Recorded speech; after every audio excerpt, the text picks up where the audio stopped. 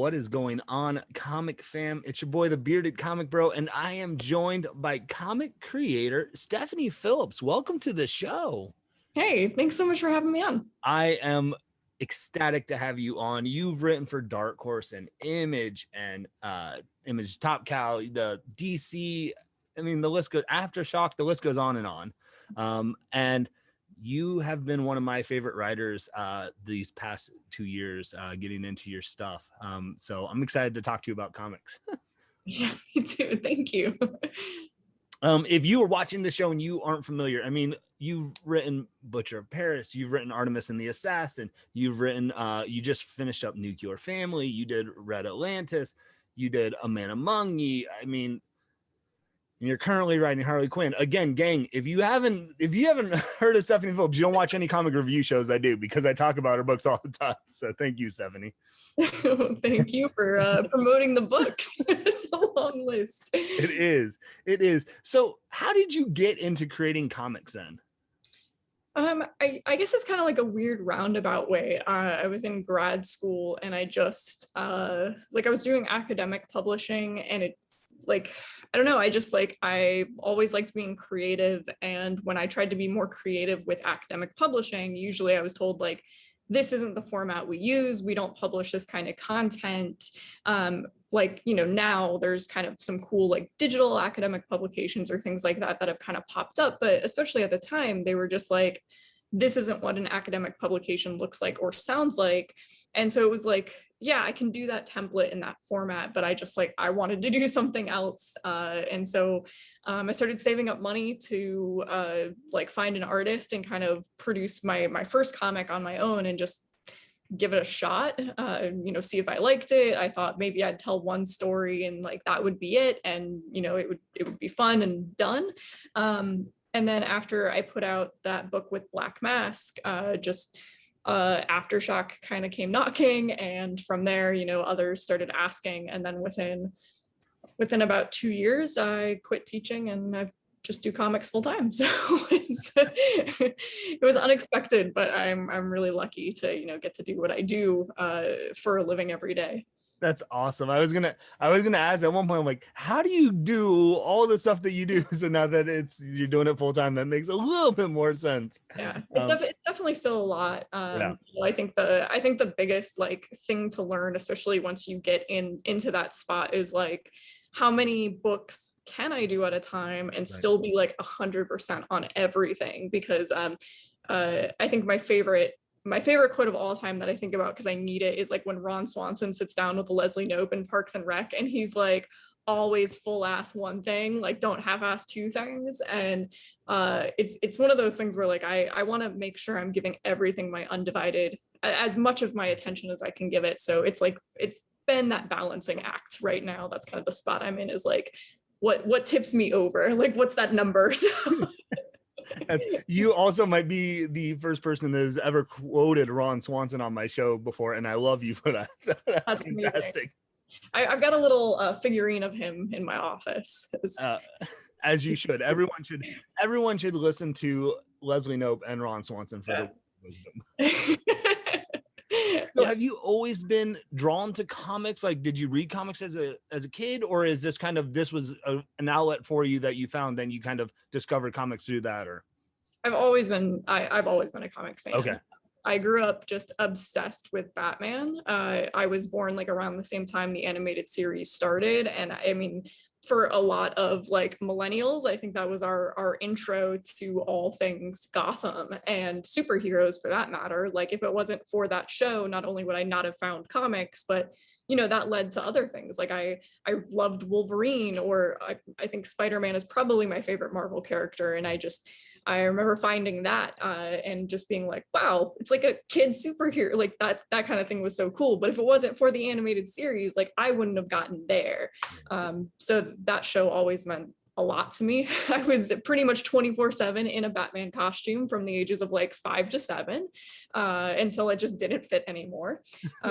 Yeah, so I think Batman were some of the first comics I collected, and getting to now that I've written him more than once, it's pretty cool things. Yeah, it's coming kind of full circle there. Yeah, I mean, growing up, Batman the animated series, like I feel like we grew up then in the era of, for children, like you mentioned Spider-Man, you mentioned Wolverine, like those, that Fox slate of TV shows, the animated series, were like, this is, and there's comics that we can read that go along with the show.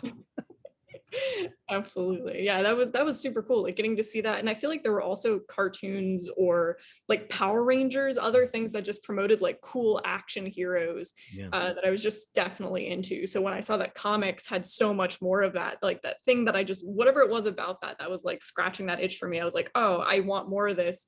Oh, there's comics that have like tons of this and have for years. So that was definitely a cool discovery. And I'm the only person in my family that's really ever been drawn to comics, so it's something that I kind of just like found on my own and explored. And nobody knows what I do or really gets what I do, so it's kind of cool. That's awesome. It's, you kind of just branching out on your own. You're like, hey, this is my thing. That's fantastic, though. So when I first kind of discovered your stuff, I was reading Artemis and the Assassin. I was reading A Man Among Ye, and like just unique, cool stories that you were putting out there. What is the writing process for you when you're writing those types of stories? Yeah, I mean, I think it's like a mix, and most of what I do comes from usually like some kind of historical basis. I've definitely branched away from that a little bit with a couple of things I'm working on now, but I think like there's something comfortable for me about researching, and I love rabbit holes. So finding something that I can just chase and research, though having to like tell myself where I'm gonna stop. So for Artemis and the Assassin, I got really interested in the idea of like blending fantasy and fiction, or fantasy and historical fiction, which I'd been doing some of prior to that, and just kind of taking that a step further and like getting away from Butcher of Paris and saying like, yeah, there's like some historical research and components that went into it, but like what happens when we take the entire medium of like fantastical comics and we like throw it into these historical time periods and just kind of watch them meld and blend in cool ways. And a lot of stuff that I love, like the Western issue or some of the World War II history and things like that. Yeah, is that then same with like A Man Among Ye, kind of going from the historical context of like pirates and all of that aspect? Yeah, absolutely. Because Anne Bonny and Mary Read, like there's so little historical information and all of it is disputed. Like even the recorded information, the person that recorded the information is supposedly didn't actually exist and they don't know who this person was. So then they're like, well, then how accurate is this information? So like there's all these competing resources that are like, she had red hair, she didn't have red hair, she was pregnant, she wasn't pregnant, like her and Mary Read were in a relationship, they weren't, like everything is contested and disputed, which means kind of like some of that like Blackbeard mythology, which I think there is a little bit more recordings about him. I think one of the interesting things is like so much of that gets spun into myth, so you're playing with this like historical mythology, like a legend, and that becomes I think just really cool, and what the genre and what the medium of comics is kind of made for is like getting to expand that, give it a world, and say like, yeah, we'll play with some of that written mythology, however accurate it is, but the world that we have created for her is as historically accurate as I think we could make it. Like, how will these characters interact with what's actually going on with pirate hunting, or what's actually going on with the crown, like offering these kind of like, if you give up the life of piracy, we'll just give you land, or these kinds of things. So trying to establish reality, but then also let these kind of larger than life characters play within that reality. Yeah, that's so cool to hear, just that kind of, how you come about that, because good golly, we don't have enough pirate comic books in our world. And so when you put out a pirate themed comic, I was like, yes, this is fantastic. And so I was so glad to, I think like issue 6 just came out a couple weeks ago, or recently. And I was like, to see that is continue, like I'm ecstatic about that. So is that just another world that like, or is it that you enjoyed like pirate context, or was it more of like you wanted to look into the historical aspect, and as you were doing research you kind of found that like, ooh, this could be a cool story to tell?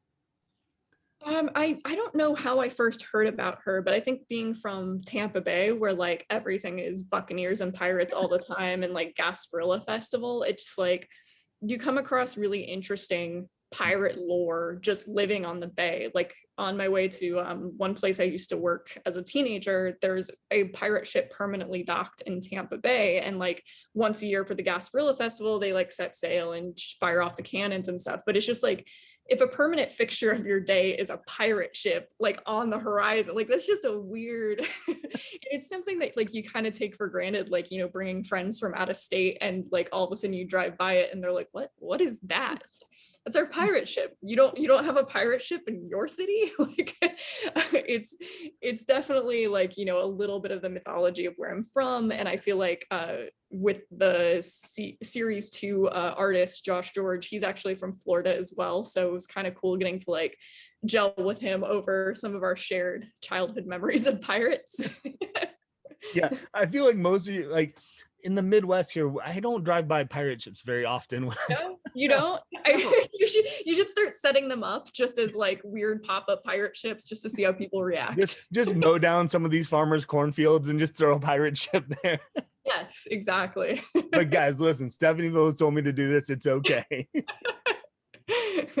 Another Ron Swanson reference, you can pull out a little paper that just says, I'm allowed to do this. Be like, signed by him. It's so good. So, like I said, I've been definitely was during quarantine. I think I kind of first got exposed to your stuff. And then as I was reading it, I then remember hearing the news that you were going to write Harley Quinn for Future State and then the ongoing. What was that like? How did that connection get made for you of getting hooked up with getting to work on Harley Quinn?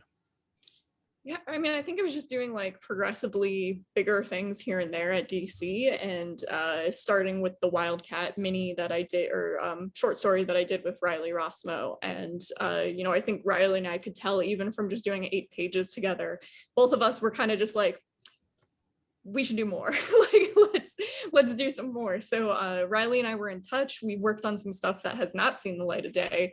Maybe it will at some point in the future after Harley.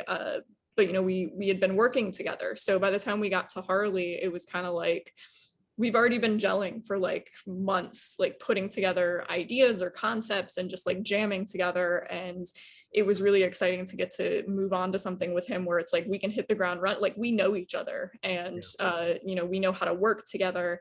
I knew he really wanted to work on Harley, and it was kind of funny. Like I knew that they were going to ask him about Harley, but I didn't think it was my place to tell, like that should come from the editor. And he had messaged me with like a Harley sketch right before they asked him. He's like, I would love to draw Harley. I was like, well, that would be interesting. Maybe one day. And then, you know, the next day he called me. He's like, wait, you knew? And I was like, yeah, but like, you know, I don't know. Like, I feel like that's DC, you know, got to come from them. But it's definitely a good match, you know, getting to work on that. And it's a character I really love, you know, again, going back to like the animated series, getting to see her kind of pop up there for the first time. And actually we're coming up on her 30th anniversary. So next year, 2022 is the year Harley turns 30. So yeah, it's kind of a cool time to be working on her, and with, you know, Margot Robbie playing just an incredible Harley on screen. I feel like there's so much good Harley content. The animated show is incredible. So getting to be even a small part of that is like a huge honor for that character. Yeah, that's awesome. Like, I mean, as someone who was a fan of your writing, to then I got to see you're writing not only a DC book, but someone created in the Batman universe. I was like, yes, this is awesome. And like, so I'm geeking out for that, just from that aspect. But like, how cool was that for you? As like you said, of like, you grew up in Batman. Like, when has it sunk in that you're getting to write characters and write Batman stories and themes and like? No, not yet. I mean, I try to remember every once in a while about that. Like, I mean, especially at the time, you know, being asked, it was very cool getting asked to do Future State. And by the time I wrapped up issue 2 of Future State is when they kind of called and asked if I wanted to stay on with Harley. And yeah, that was something I was like, am I being punked? Like, this didn't seem like, you know, I'd been doing short stories or anthologies, and, you know, Future State was at the time the biggest thing I had done, like my own standalone issues. So to go from that to an ongoing, like, I mean, you're excited. It's a little daunting. I've never done the ongoing, but it's really cool. It's like doing a much bigger puzzle because I'm also in touch with, James Tynion or Rom on Catwoman, and just talking to build this universe that expands outside of the confines of what I'm doing with Harley to connect with what's going on in Gotham as a whole. And I think like reading Gotham books growing up, it's really cool to see like one of the most cohesive Gothams ever, with all of us just kind of like jamming with each other and building off of each other. And sometimes I'll get on a call with Rom and it's like, that's a cool idea and we can build it out this way, and then it kind of like helps shape the way things are moving. So I think seeing fan reaction too is really cool, because then you're like, oh, they're picking up on how much we are really like working to build this thing together. So it's cool to be a part of. Yeah, like you mentioned that, like, having to work with James and with Rom, like, and it's interesting to see, like, I never didn't even put it together myself, like, but there are so many books, solo titles that are involved in the same city, and as you guys are building towards whatever events or other series books, like, you have to kind of make sure you're still somewhat in the same world. Right, yeah, exactly. I mean, there's still that like comic lore where like Batman is sometimes in like 10 places at once, and it's like I mean, that happens, but to the extent that we can, I think that makes it really neat, where if fans are reading just Harley, I don't think you're really like unable to follow something. But at the same time, if you do go pick up all these other titles, you're going to be like, oh, like, I think you'll start to see where ideas were started and then paid off. And especially with Fear State coming up, like how in touch with each other we've been. It's being on my first ongoing title, this is something to me that's just like really exciting as a creator, to get to go to these other creators that I really admire and like listen to what they're doing and kind of like riff with them. It's very like jazz oriented, and it's really neat. Yeah. That's awesome. Yeah, you mentioned Fear State, and I know that's in solicitations already, in previews and coming up soon. And that's just is that kind of like the first kind of event then, like you said, that you've kind of worked on, of like dealing with multiple worlds there? Yeah, I think that's my first. Beyond Future State, Fear State will be like first kind of in continuity event that Harley and our Harley team has been a part of. So that's really cool, getting to see like kind of this event that James is driving us towards, and then getting to see all of these characters react to it in different ways. And we just released today our cover that has Ivy on it and Catwoman, and kind of this like mini Gotham City Sirens reunion. So I mean, there's definitely going to be some stuff in there that I hope fans are really excited to see. Reintroduction of some characters back into Harley's universe, and how she's going to deal with that. So what's a process for you then as a writer of, when you do something like, A Man Among Ye, or even, we haven't even talked about Nuclear Family much, or Red Atlanta, like some of these where you have a little bit more play, like, and then with like a licensed property like Harley Quinn, like how does your writing have to shift to like when you're writing that compared to other stories, or does it? I don't know that it shifts too much. I think I'm pretty lucky in that like everything we're doing with Harley, I don't really know that we've gotten pushback on anything. If anything, DC has been very invested in editorial, very invested in like, as we're bringing someone like we clearly showed Ivy on the cover today, like bringing her into a Harley Quinn story, editorial's been very supportive of these things, and that's great. Like, I don't think Riley and I have really experienced a lot of pushback on any of that. So I mean, I think that's really cool. And I would say the biggest difference is knowing that Harley is ongoing. Our runway is so long. So knowing that like a script I'm writing today is paying off something that I wrote in issue 1. And I knew it was coming. Like I knew it was coming this whole time. But getting to write that into an issue, like 10 or 11 is really cool, as opposed to knowing that something is really finite with 5 or 6 issues for some of the others. So I mean, that's there's like more breathing room, so you can like explore dynamics of relationships and you know, how somebody is feeling. And I think that that's really cool. You know, obviously I like one shots too, like getting to do the Legends of the Dark Knight one shot. Like I do really like that kind of one and done feeling as well, like set up a small mystery that we can solve in 22 pages. That's a lot of fun. But yeah, there's definitely something about getting this like kind of very infinite runway on Harley that's like, we know where we're going in like a year, and it's yeah, it's like getting excited for stuff that like fans won't get to see until 2022 or something. Yeah. But it's gonna be fun. That's so cool. Yeah, so it's a little different from like then like a sensational Wonder Woman that sort of like, you know, that you there's benefits of both. But yeah, man, you have so much space to work with. That's so cool to hear and see. So you've gotten to write a lot of popular characters, you know, Wonder Woman, Harley Quinn, Batman. Like, who is one like is Harley Quinn that for you, or is it like what character that you're like, holy cow, I'm writing a story that involves this character? Like, which one has been the most like mind blowing for you as you're writing it? Maybe Batman initially, just because like that's what started all of this, and getting to kind of pen that person. Yeah, I mean, I guess I feel that way whenever I add in characters to Harley. It's like you have to stop every once in a while and be like on the Harley Quinn annual cover, you can see how many Gotham villains are going to be in the book. And that was really cool because I love Gotham villains. I especially love Mr. Freeze. So having him be in the book and like interacting with Kevin, it's just like, oh, Kevin's all grown up and like yelling at Mr. Freeze. It's like, that's pretty cool. So yeah, I love Harley. I don't think I ever imagined writing her, but once I did, it was like, wow, I didn't realize how easy, like now this voice can come to me, like writing her alongside Batman.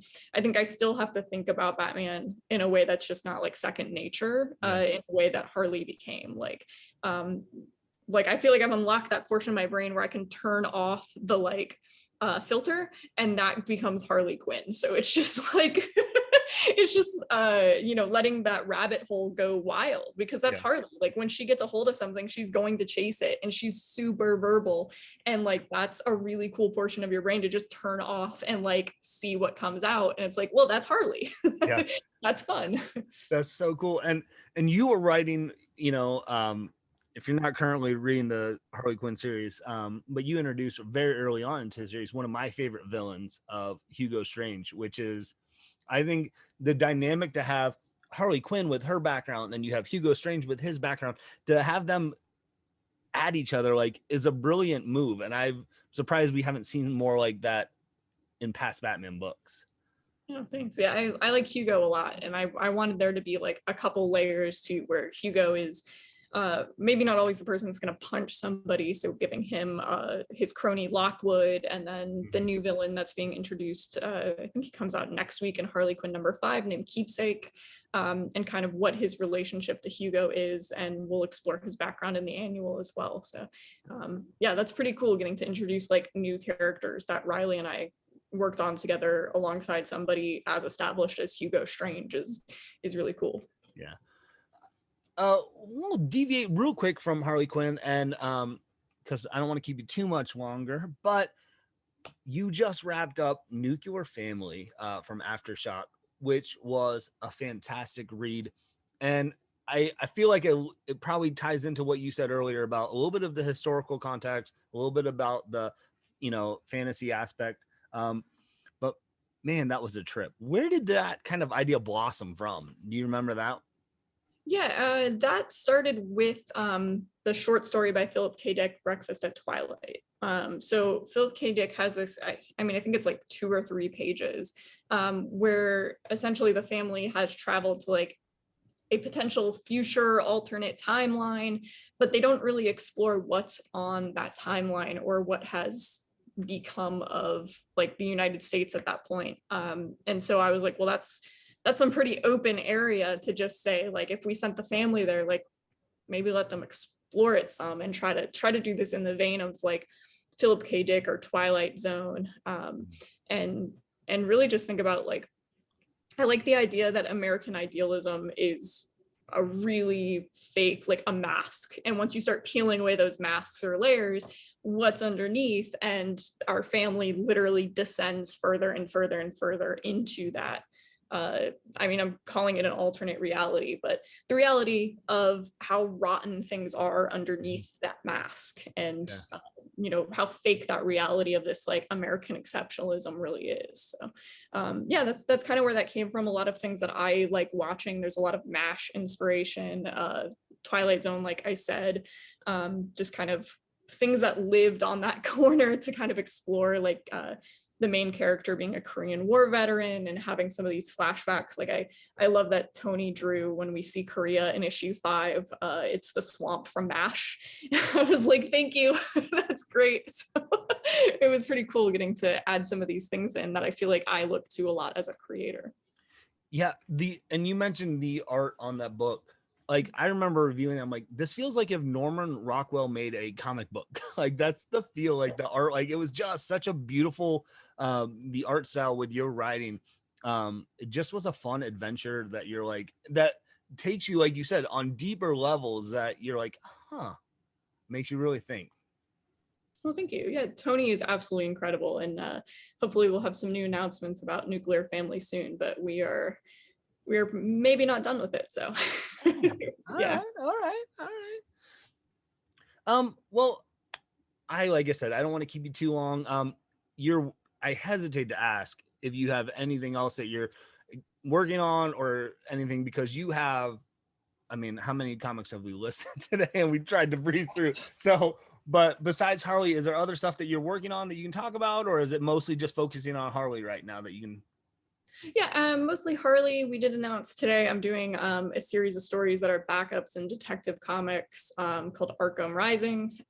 It's basically about the new, so if we, I think it was at the end of Joker War, there was A-Day when Arkham Asylum was destroyed. So Arkham Tower is now being constructed in the middle of Gotham. And I'm kind of writing the story of it being built, some of the struggles with building it along the way, with potentially old Arkham literally haunting the new Arkham, and what that means for the city. So I'm pretty excited about that. That'll be like, I think it's a 3-part story with David Lapham drawn. Yeah, he's doing that art is incredible. And next month I will have another pretty good announcement from DC that I'm very excited about. So Okay. Yeah, that's what I got coming up. So with everything that you have coming up, if people are watching this interview or they listen to it on the podcast, what's the best way for them to follow you and stay connected with what you're doing so they can know all of these announcements and things that do pop up and keep up to date with all your stuff? I pretty much just use Twitter at Steph_Smash. I think I might have other social media accounts. I just never remember that they exist. So yeah, at Steph_Smash is my Twitter. Okay, so and that's the best way then. So if you're all listening or watching, and the links to that will be in the description of this video. Make sure you check it out for sure. Stephanie, thank you so much for just taking some time to talk about comics with me. It's been a blast. Thank you. It has. I appreciate you having me on. Yeah, absolutely. Well, that being said, gang, hopefully you all can find some time this week to curl up, grab a book, and nerd out. Peace.